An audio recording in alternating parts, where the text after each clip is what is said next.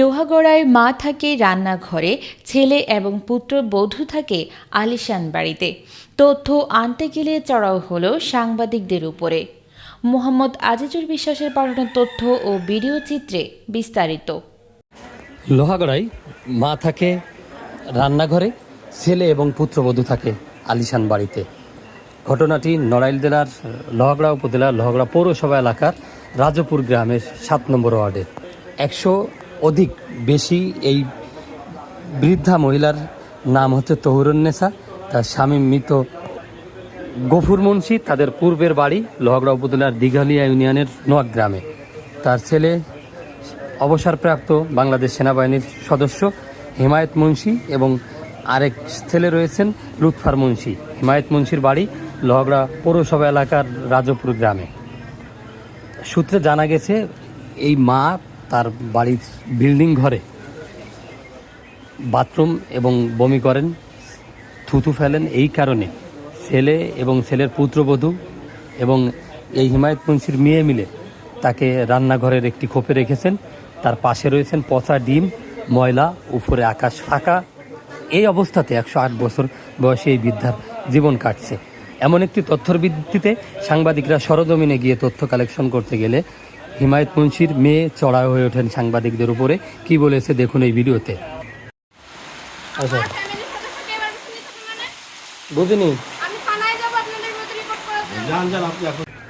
এরপরে বেরিয়ে আসে হিমায়ত মুন্সির স্ত্রী, তিনিও সাংবাদিকদের উপরে চড়ায় ওঠে।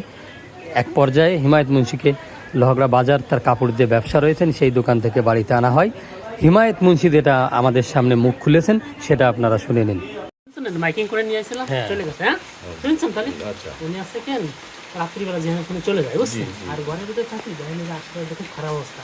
আপনার কি হয়? আমার আম্মা পায়খানা টাইখানা করে বুঝছেন নষ্ট করে ফেলায়। আপন মা? হ্যাঁ, এই জায়গা আবার ছেলে এবং ওনার পুত্রবধূ ওনাকে রান্নাঘরে আলাদাভাবে আটকায় রাখে, ওই ঘরের ভিতরে থাকে, খাবার দাবার দেয়, ওইখানেই থাকে। এবং উনি একটু মনে হয় মানসিকভাবে ওনার একটু সমস্যা আছে।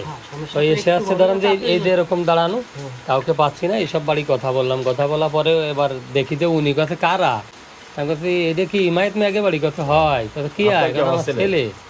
পরে এর ভিতরে দাঁড়ান এরমের নাইমে গেছে, নাইমে দাঁড়ালে আমরা ঘরের মধ্যে দিয়ে দাঁড়াইছি। এবার আপনার মেয়ে আর মনে আসতে আপনারা কি ভিডিও করলেন, কি করলেন, এই করলেন কেন, এই যে বিষয়গুলো তথ্যটা এটা তো সাংবাদিকরা কেউ বলেন। আপনি একদম আর্মি পারসন, চাকরি করে আসছেন, আপনি চাকরি করে আসছেন বললেন ডিফেন্সে, তাই আপনি আপনার এসইউ ডিজিএফআই এরা কি দিবে আপনাকে তথ্য?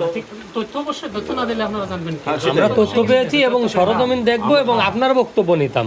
যেহেতু আপনার ওয়াইফ আছে, ওনার ফুফু এবং হচ্ছে শাশুড়ি। আমি কিটা বলছি এটা তো আমরা মাসে তো ভালোবাসার কেউ নাই তো। না, সকালবেলা আমি দেখে গেছি এবং এমন অবস্থা ভাই, আপনার অরিজিনাল কথা বলতেছি, ওনার বাড়ির ভিতরে রাখলি বাড়ির তো যেখানে পায়খানা করে দেয়।